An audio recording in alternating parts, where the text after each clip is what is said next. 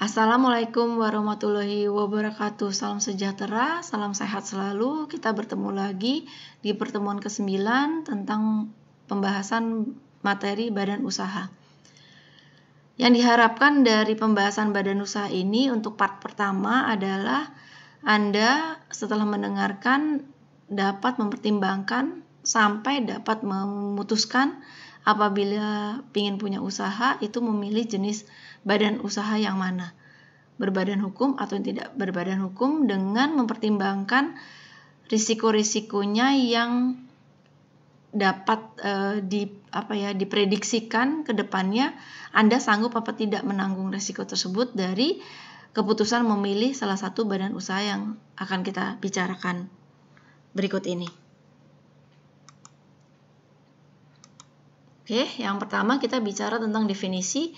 Namun di dalam definisi ini terkandung makna berapa besarnya risiko yang harus ditanggung oleh orang yang memilih jenis badan usaha masing-masing ini.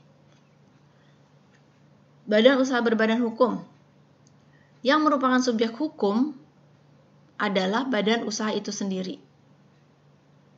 Subjek hukum adalah seseorang atau badan usaha atau segala sesuatu yang dapat mempunyai hak dan kewajiban. Oke ya, paham ya?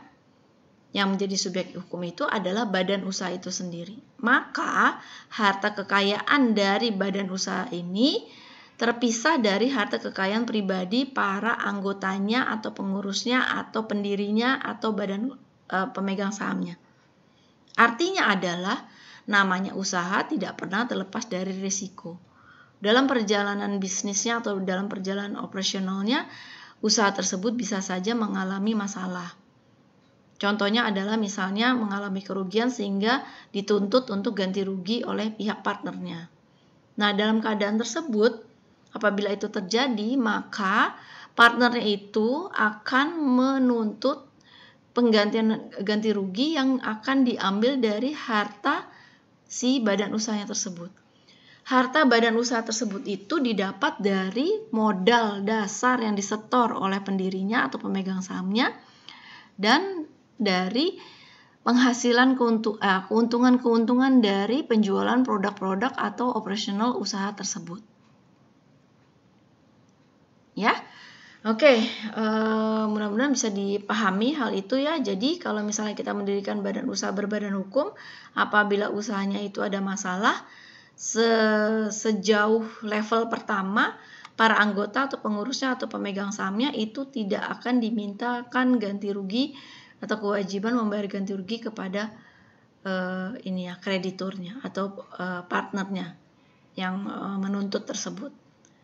Gitu ya. Nah, pemilihan badan usaha tidak berbadan hukum kebalikannya. Yang menjadi subjek hukum yaitu ingat segala sesuatu yang mempunyai hak dan kewajiban adalah orang-orang yang menjadi pengurus badan usaha atau anggotanya atau yang mendirikan.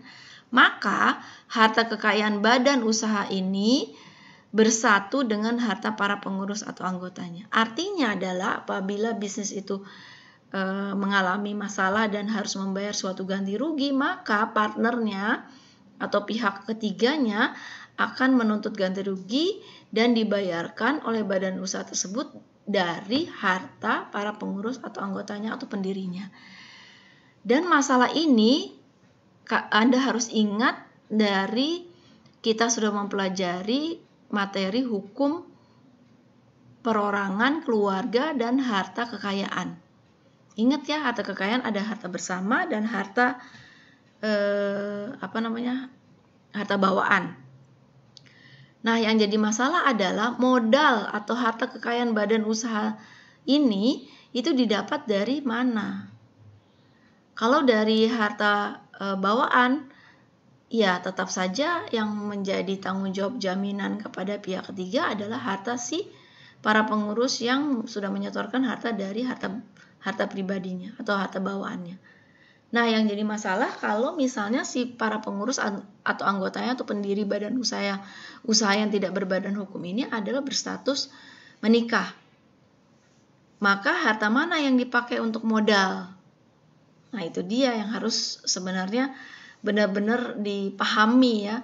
Kalau misalnya dia bawa dengan harta bawaannya untuk distorkan menjadi modal dari usaha tersebut, nggak ada masalah. Berarti yang menjadi tanggungan untuk bayar utang adalah si pribadi itu sendiri tanpa menyangkut si pasangan.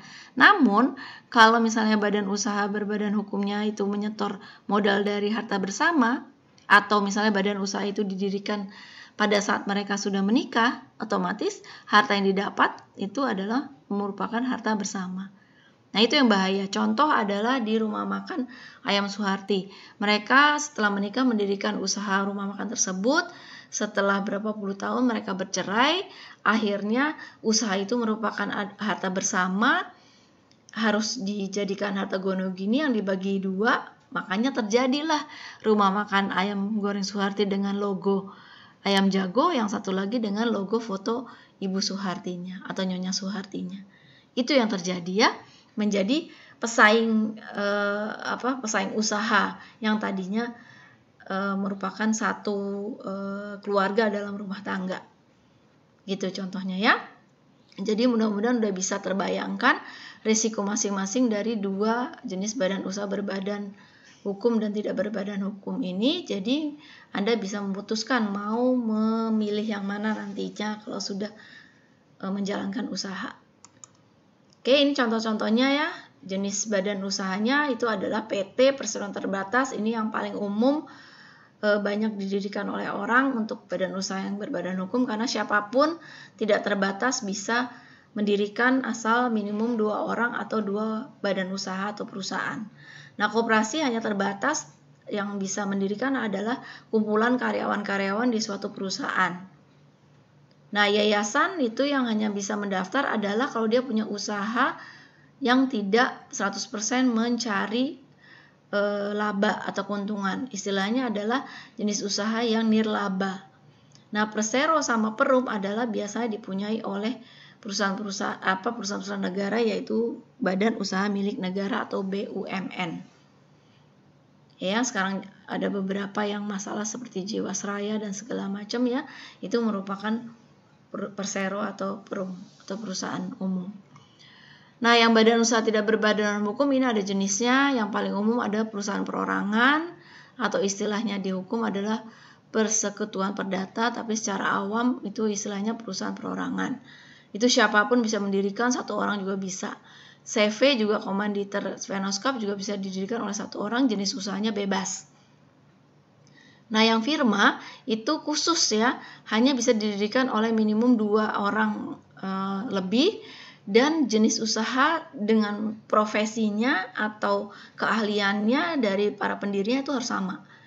Misalnya firma hukum bergerak di bidang konsultan, pengacara, apa ya yang tentang itu, sama profesi pendirinya adalah orang hukum, jenis usahanya juga ruang lingkupnya hukum. Rumah sakit, klinik, dokter gigi, ya itu juga sama. Jenis usaha ruang lingkupnya adalah tentang kesehatan dokter gigi atau dokter. Nah, yang mendirikan juga para dokter atau dokter gigi. Gitu contohnya ya. Definisi badan hukum. Badan hukum itu merupakan suatu badan selain orang yang secara hukum diperlakukan seperti orang. Diperlakukan seperti orang itu karena dia memiliki kekayaan sendiri, ya, dan menuntut dan bisa dituntut dan menuntut di hadapan pengadilan. Tapi diwakili oleh organnya. Tolong diingat di pertemuan sebelum ini di pasal-pasal atau struktur perjanjian itu di pasal-pasalnya ada tentang identitas para pihak. Ada di situ kalimat bertindak untuk dan atas nama PT. Nah, kalau misalnya kalimat seperti itu berarti orang yang tanda tangan di dalam kontrak tersebut adalah dia merupakan orang yang mewakili perusahaannya. Nah, pasti perusahaannya itu adalah jenisnya badan usaha yang berbadan hukum. Ya, karena dia merupakan badan bukan orang, tapi diperlakukan seperti orang. Tapi untuk melakukan hak dan kewajibannya, ini hak, ini kewajiban harus diwakili oleh organnya tuh, maksudnya pendirinya atau salah satu orang yang ada di dalam perusahaan tersebut. Nah, satu lagi kalau badan usaha tidak berbadan hukum dalam kontrak identitasnya berbunyi adalah bertindak untuk dan atas nama Tuan Bahri misalnya, atau bertindak untuk dan atas nama CV Antariksa misalnya. Walaupun dia berbentuk perusahaan CV, tapi karena dia tidak berbadan hukum, maka apabila ada masalah dalam bisnis tersebut dan ada tuntutan ganti rugi, tetap saja yang ditagih adalah pribadinya, bukan CV-nya. Walaupun CV itu misalnya sudah mempunyai keuangan yang sudah memisahkan antara income yang didapat, modal yang didapat, sama pembagian keuntungan si pendirinya atau anggotanya sudah dipisah masing-masing, udah punya ledgernya masing-masing, tetap saja secara status hukum itu tetap harta kekayaannya jadi satu dan dianggap punya harta pribadi yang masing-masing. Nah, kalau CV tadi itu bisa didirikan oleh 1 orang atau 2 orang atau 3 orang. Nah, kalau ada 2 orang atau 3 orang, maka masing-masing pribadi atau perorangan itu mempunyai tanggung jawab pribadi yang nanti kalau misalnya ada kerugian, hartanya diminta harta pribadinya, bukan harta CV-nya yang diminta. Nah, makanya kalau kita mendirikan suatu badan usaha yang tidak berbadan hukum, lebih-lebih ya, itu harus pakai perjanjian antar pihak.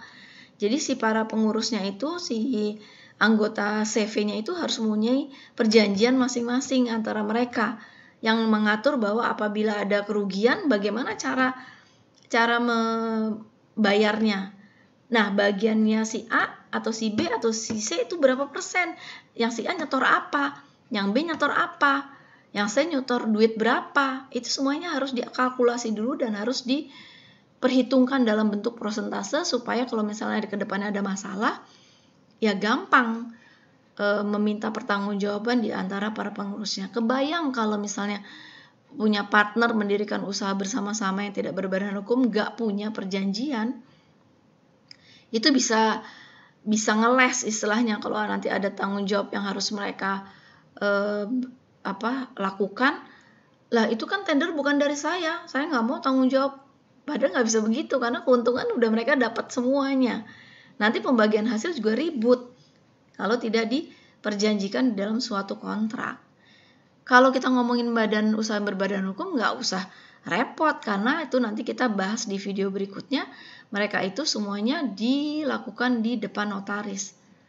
Ya, tetap ada perjanjian, justru ada perjanjian karena memang badan usahanya itu disahkan hukum gitu ya, berbadan hukum. Tapi kita ngomongin yang tidak berbadan hukum nih, gimana caranya mengantisipasi supaya di antara partner yang kerjasama itu tidak saling sengketa ke depannya.